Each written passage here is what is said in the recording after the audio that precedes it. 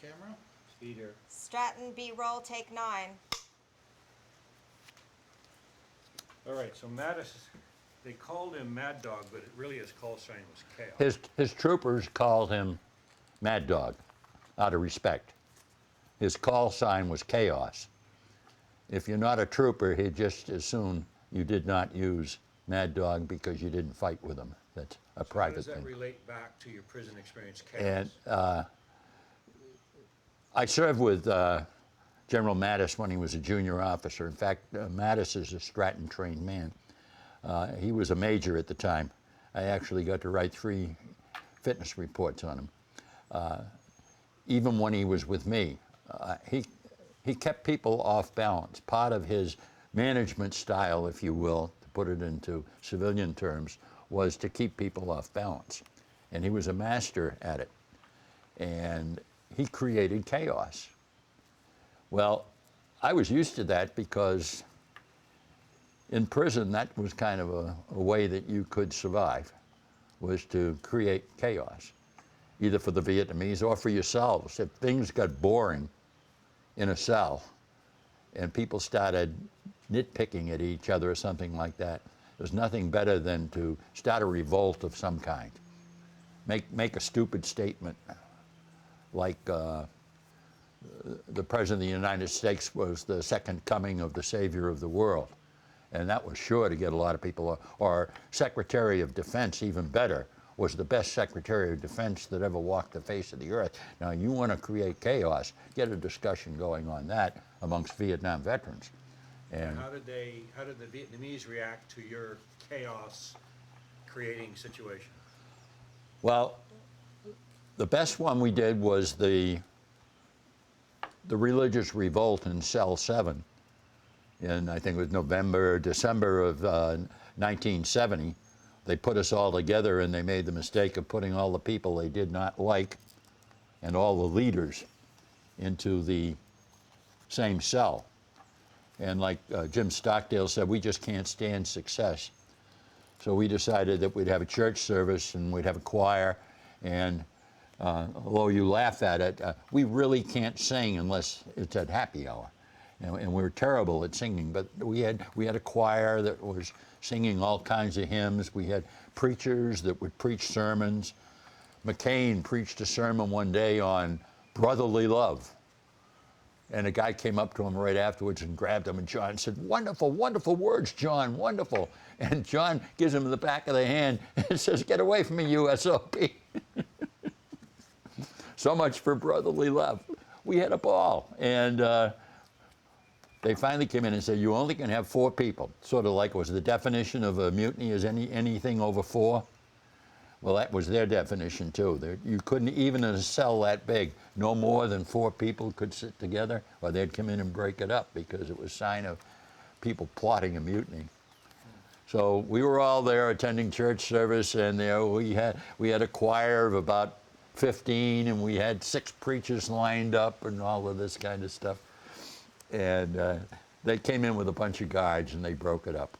And they hauled out Robinson Reisner, who was second senior guy in the cell at the time, because he was the head preacher. And 3 other guys, I forget now at the top of my head who they were, hauled them out. And that corked us off, because usually when they were hauled off to a torture chamber. Well, we found out about 48 hours later that actually they were around in another cell block we could actually communicate with by pounding on the slab of the floor. That sound would carry through. But we thought they were off to the torture chamber. Now, did you trained in the seminary for 5 years? 6 years. 6 years. Did you at times take on the role of a preacher or a priest to your fellow prisoners? Because of your training, did that come to you? No. For me, religion was a very private thing for me. It was my own business.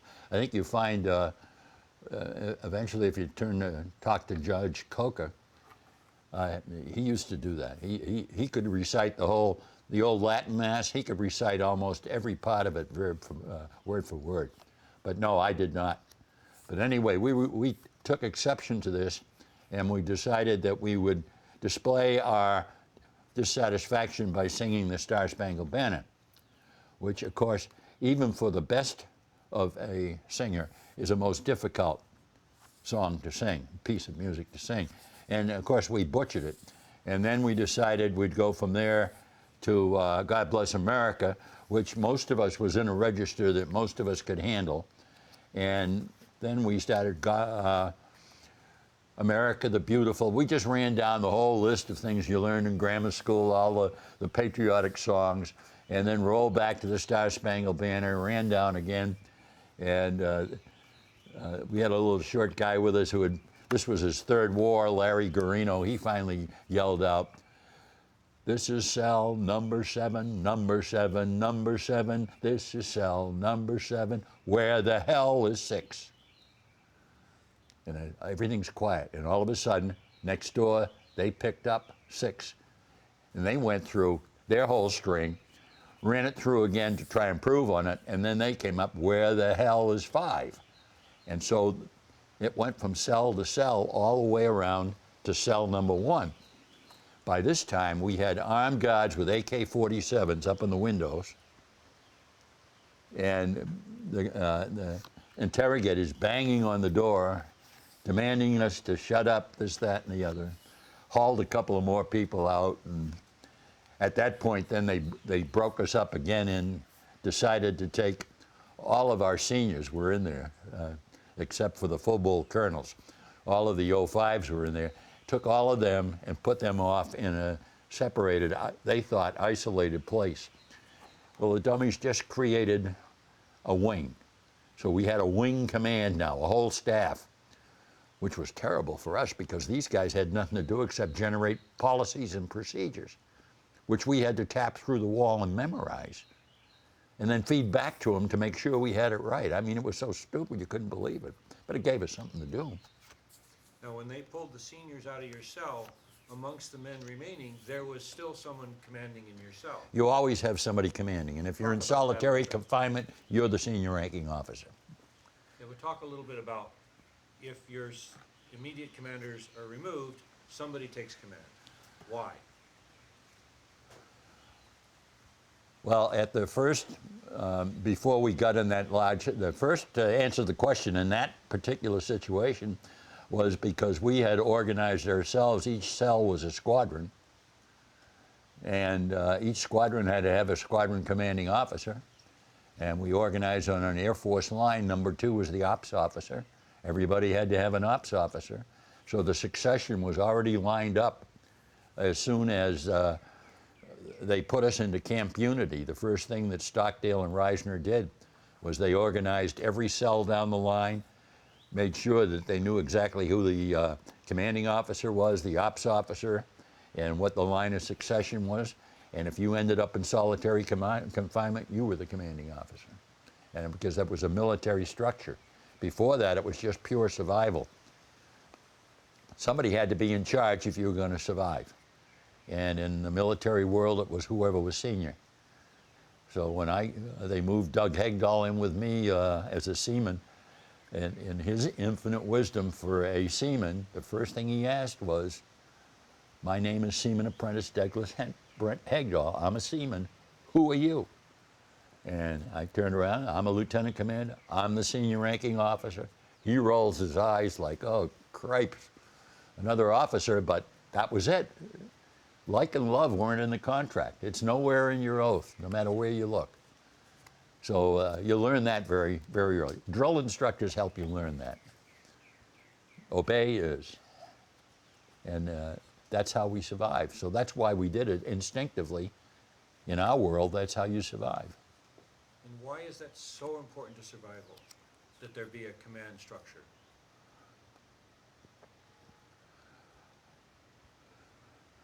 It is very easy for, you hear the word divide and conquer, and it applies to everything, whether it's the business world or the military, whether it's Napoleon or the head of the Trump Enterprises. If you want to get something done with opposition, you divide them up, and that weakens them. And so it's very important for us not to be weakened in front of the enemy. The enemy was organized against us. if we were going to survive, we would, in fact, organize against them. Those that chose not to be loyal to America and to accept special favors, you'll find when you read their stories that they did not reach out to somebody else. That was all about me, the ego, me, I. And you hear them talk about, I did this, I. You never hear them talk about their troops and their mission and their squadron and all of the, or their family or their classmates. You never hear that. You hear about I was the star of this, I. And it sort of rolls back on, we were having a discussion about Invictus, as how insidious that was in a military world, as I am the captain of my fate. And no, I'm not. The chief of naval operations is, as a matter of fact. So this sense of command structure absolutely plays over into how you fight a ship at sea in battle. Well, I do just the reverse. How you fight a ship in battle, you bring ashore with you to survive amongst the sand crabs at shore. Sailors who go on shore leave and peel off by themselves end up in trouble, I'll guarantee you, as a shore patrol officer. The guys that go together and stick together, they come back in one piece and have a good time, mind you, but they come back in one piece. And, but they take the shipboard thing and say, we survive on ship and we survive fighting the ship because we act as a team together. We go ashore on liberty, we hang together, and, you know, we come back all right. We take care of each other. We don't leave any of our bodies behind. We bring them all back with us. What does the expression return to the battery mean? You were talking about, I think Stockdale was tortured, and he relieved his command briefly until he was able to return to battery. You mentioned this yesterday. What does that mean? When in artillery, and whether it's naval artillery or ground artillery, you have to, generalization. You fire a weapon, supposedly the shell is ejected. You have to clean or swab the barrel in some way like that. On a large ship with a 16-inch gun, you have to put in a shell, and then you have to put in the adequate number of powder bags to send it as far as it's going. And that can be a hell of a job if it's going 20 miles, which they can. And yeah, then everything's clear. Everybody, the head gunner says everything's up and everything's safe, and now he turns back, it's back to battery, ready to fire. In 10,000 words, that's the answer to the question. And how does that relate to an individual being returned to battery? Well, for us, I'll take it for us in prison. We went into the torture chamber and we fired our best shot. And they tortured us again right away. Once they get you talking, just to show that you can do it. I think it was 4 times through the ropes in the first day for me. And first few times was just to demonstrate that they could and they would. Get me to say more than name, rank, serial number, date of birth. And I didn't have time to clean out the barrel and check everything, make sure the mechanism was right. I didn't have a chance to get back to battery, to recharge my batteries, and I was depleted. So by the time they tortured me the 4th time, I was done. I was just a quivering mass of basically bent bones and flesh piled in the middle of the floor. So if I had a chance, torture me once and put me back in a cell, put me in contact with Paul Galante or somebody, I can get my act together, I can get my defenses together, I'm back to battery. Now I know that I'm not going to go in and say, I'm an American fighting man and I only have to give name, rank, serial number, and date of birth, unless I particularly care to be tortured. So I know I'm going to have to go one step farther, and then when I finally got the mission from Stockdale, deny them what they want. If they want propaganda, screw it up. so they can't use it. But you have to give them something, or you're going to be tortured to the point where you don't have your brain working. You're not back to battery, and you're not in firing order. And then what happens? The gun blows up in the mount. And that's what happens to us early on. That first day, by the fourth time we're tortured, the gun blew up in the mount. I mean, there was nothing left to fight. But Paul fixed that. 10 days, back to battery.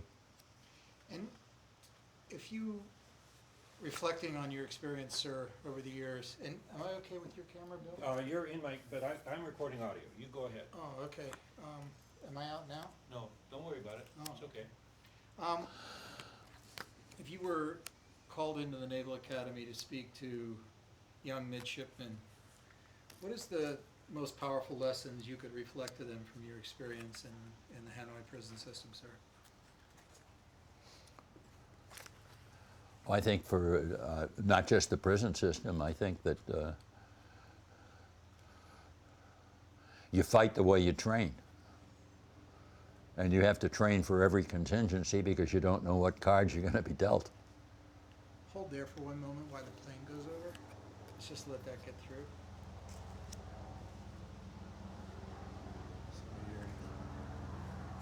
Navy brethren. Oh, they're rotor heads. Tapucka, tapucka, tapucka. Yeah. That rattles their brains. It's an assortment of 1,000 moving parts rotating around a hydraulic leak.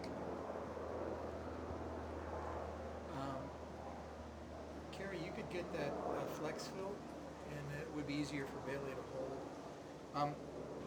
The black side out.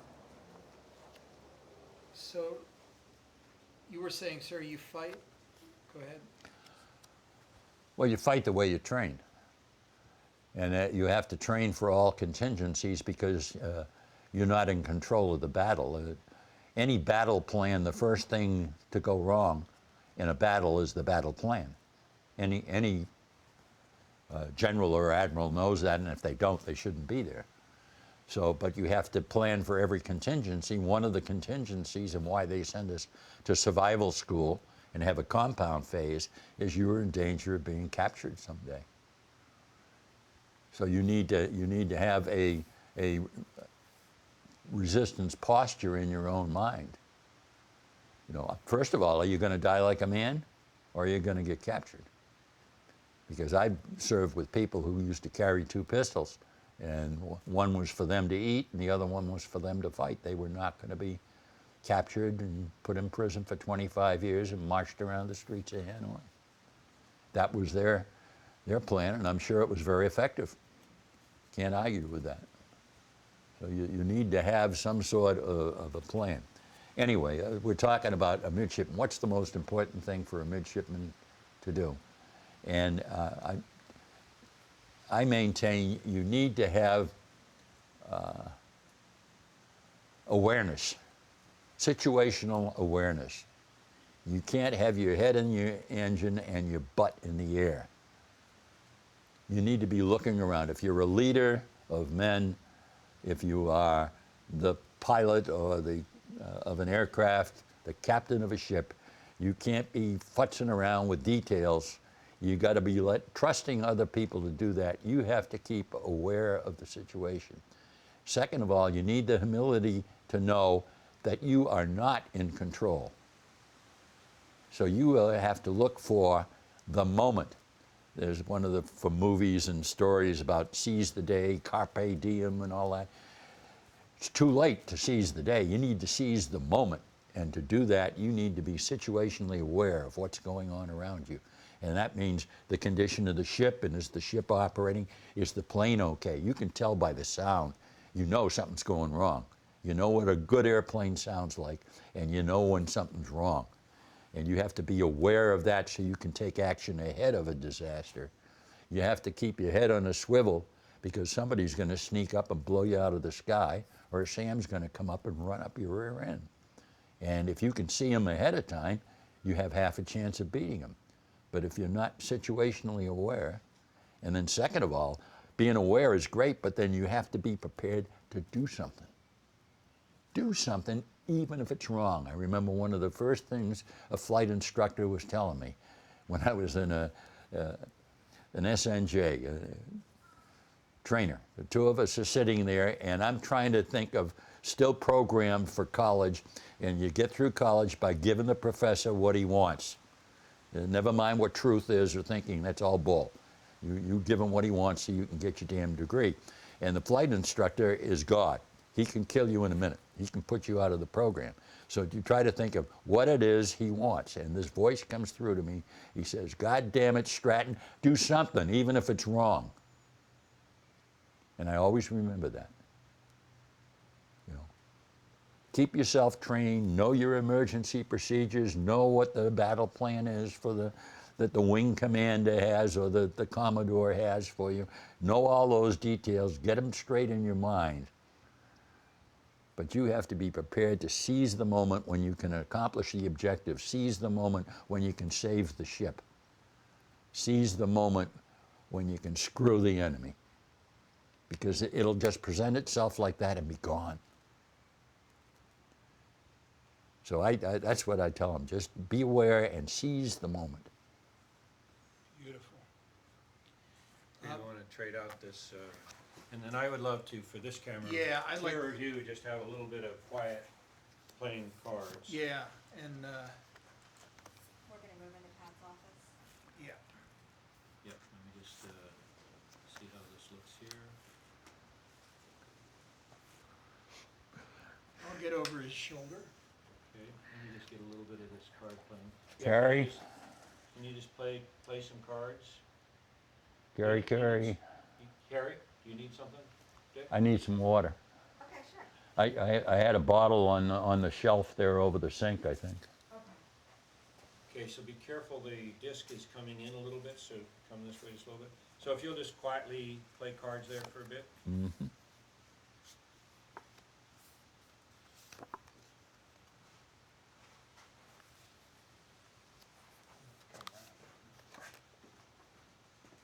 I'm still good with your frame, Bill? Yeah, you're so far. Thank you. Well, actually, I guess you could put it in, look at him. It looks like you're putting alcohol in there. Why not? A little bit of Irish coffee. We're coming up on St. Patrick's Day. Yeah, this is our Saints' Day. So go ahead and take a drink from the water.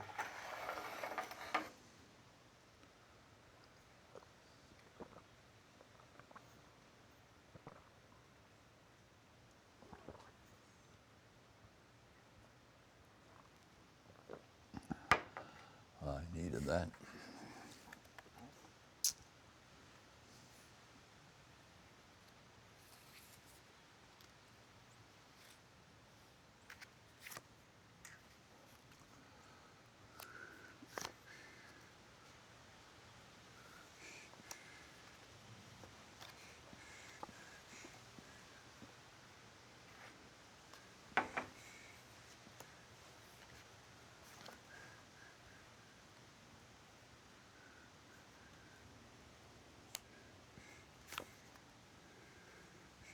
Barely, or someone can, Bill, can you rotate the cup a little bit? Sure. Yeah, toward me, so I can read freedom. There it is. 40 years. Perfect.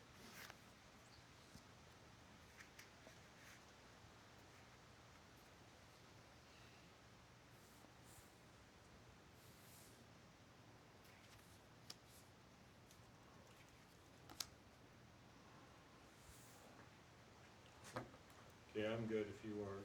I just needed an establishing shot. Yeah, a little bit more. Okay.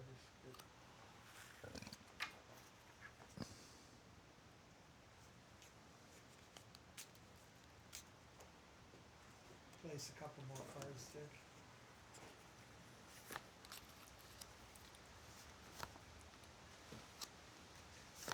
So as a young naval officer, what do you figure was the biggest mistake you made that you wish you could do again?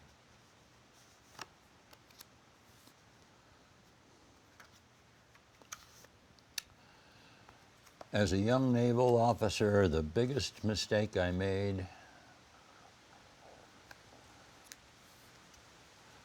I should not have volunteered to take the morning recce flight for the operations officer, my best friend on the day I got shot down.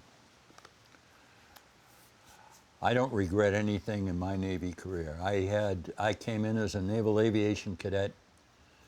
My introduction to the military was Gunnery Sergeant Livermore, Sergeant Jones, and Sergeant Raphael.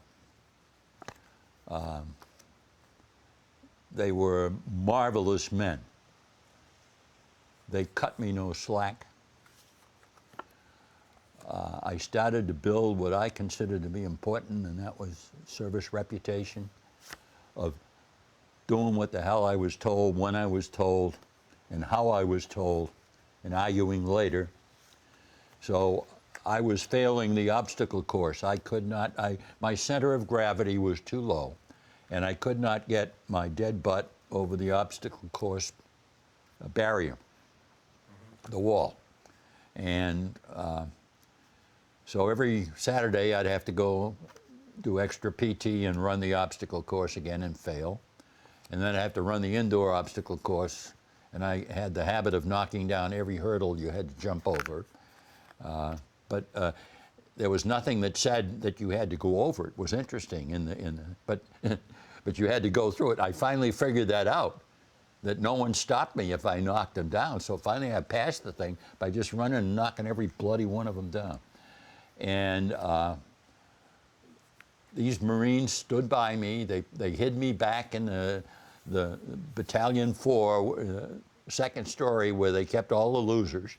They kept me there, hidden there, and they'd trot me out every day for physical exercise, 8 hours a day. And after 4 weeks, I finally passed. I got over the obstacle course only because a guy by the name of Wes Oleski was slower than me, got over the obstacle, reached down, grabbed me by, I'm hanging upside down now. I could always get to the top, I just couldn't get my ass over the top. And he reached down, grabbed me by the shorts. Now that's an attention getter, and grabs me and hauls me. That launches one very well. He got me so much momentum going, I missed the step on the other side of the board, head first into the pit, and then ran, and I made it, and I was home free. But those sergeants never gave up on me. They gave me a chance. I wanted it, I was working for it, and they stood by me. I mean, I just was blessed all the way along the line with good people. And which goes back to the other thing is, the second thing I'd say to midshipmen is, we have remarked about it, don't worry about fitness reports. Worry about your service reputation. Because I can write you a bad fitness report, but starting with those sergeants, my service reputation started. And if I had a good service reputation, you can write all the bad fitness reports in the world, and it's not going to overcome my service reputation. And what made a good service reputation? Taking care of your troops before you took care of yourself, and being there when you were needed, and being good at what you do. And is there a sense of honor? When isn't there a sense of honor? Is there a sense? Can you live any day without being an honorable man? And the answer is no, you cannot. Because if you're not an honorable man, you're a dishonorable man. And the choice is yours. So, sense of honor. I can't let my family down. I can't let my family's name down. I can't let my service down. I can't let my shipmates down. I mean, that's all built into the sense of honor. And if you take the king's shilling, then you do the king's work. And if you don't like it, then resign.